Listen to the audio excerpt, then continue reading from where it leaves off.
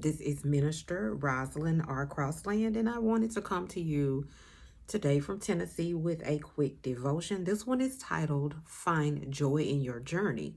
I can remember there was a time in the past when I was at the hospital with one of my daughters, and I was in the parking garage.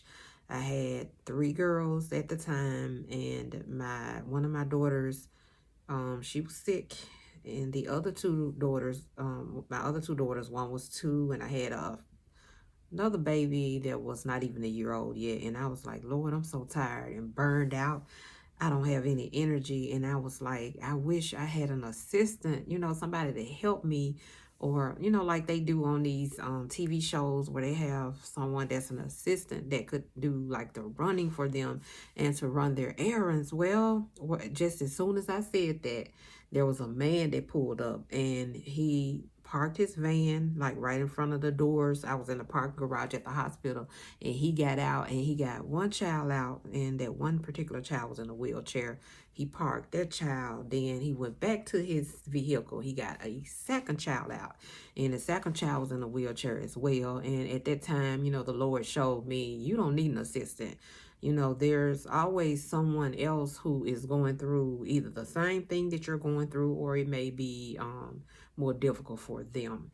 And so today I'm just coming on with some motivation and some inspiration, and that is find joy in your journey. I'm going to be reading from 1 Peter 1:6, and it says, in this you greatly rejoice, though now for a little while, if need be, you have been grieved by various trials.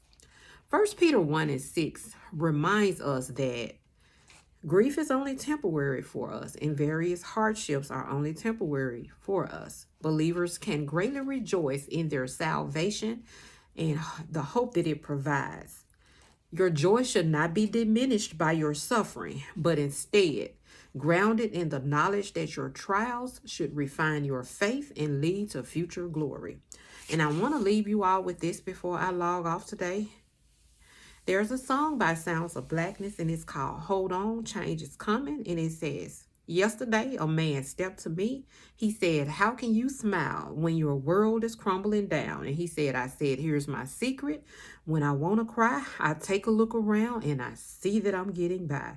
Hold on, change is coming. So I'm on here today to tell somebody to hold on. Change is coming. You can